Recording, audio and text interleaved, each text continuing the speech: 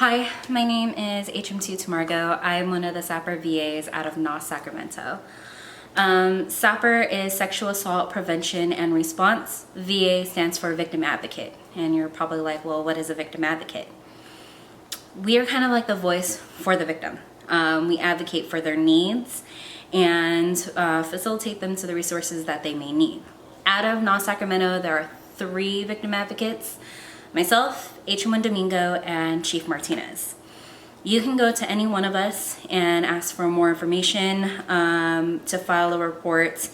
It doesn't have to be specifically anybody. You can go to any one of us.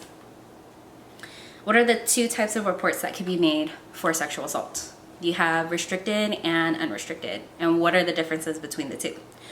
Well, with unrestricted reports, an investigation is launched. Your chain of command is notified, and that case goes all the way up to JAG, and it's reviewed until the trial. You have access to resources like medical treatment, mental health programs, getting a restraining order, all the way up to an expedited transfer. As for restricted reports, no investigation is made. No names are dropped. The command is notified that a sexual assault had occurred, but no one knows the name of the victim and no one will know the name of the assaulter. However, the victim is able to use some of the resources provided, like medical, mental health, and some legal advice. Well, who can take restricted reports and who are obligated to do unrestricted reports?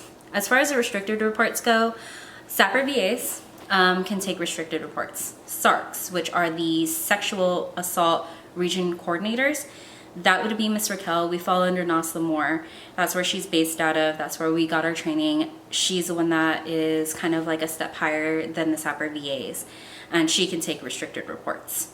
And medical personnel. Medical personnel can take restricted reports as well.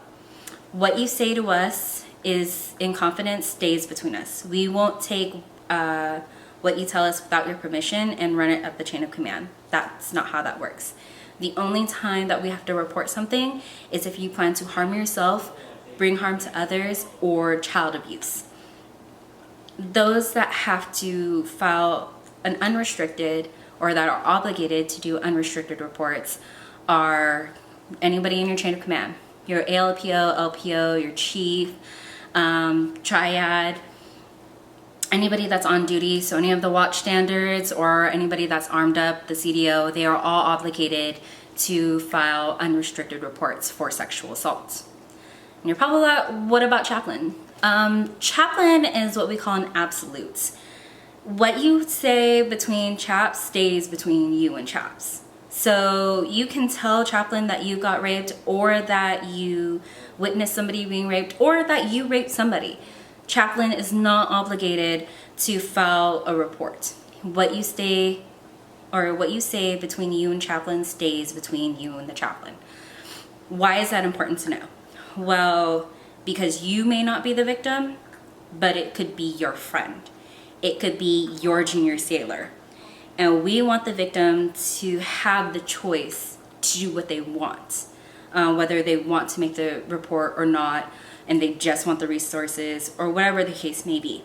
Because if you say something and it goes up the chain of command or it gets filed without their knowledge or without their consent, it'll make and probably make the victim feel a lot more powerless than they already do. And that's not what we want. So the best advice that I can give to you is if you find yourself being that friend, throw your hands up a little bit and say, hey, before we go into any more detail, let's go talk to one of the VAs and get their advice about what to do. Is sexual assault and sexual harassment the same thing? No.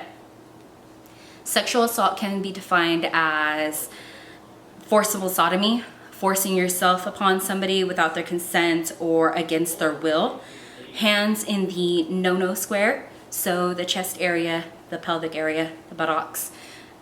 Sexual harassment is verbal assault, catcalling, quid pro quo, telling somebody, hey, you'll get the EP if you have sex with me. That is sexual harassment. Who takes sexual harassment cases and reports? That would be the CIMIO. And at INDOC Sacramento, that right now is Chief Caballero.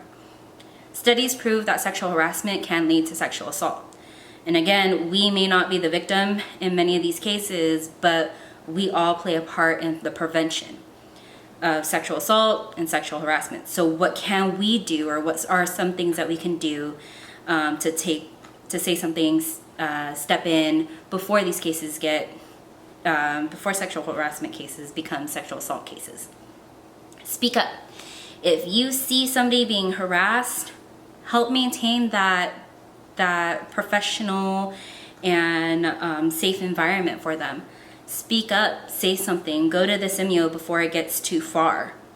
What about when we hang out outside of work? What would you do if a shipmate started having one too many drinks and you start to notice that this person, their judgment's just a little more impaired now at this point?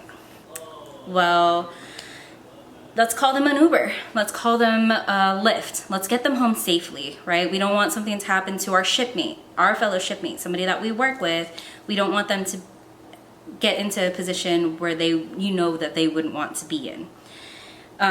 If you can't call them an Uber or a Lyft, call the Sapr VA phone. Our duty phone is open 24/7, and maybe we can help them get home or find some way to get them home safely. What are some of the resources that the Sapr program provides? Unfortunately, the NOS being in a different remote area, we don't have a big family and fleet resource center.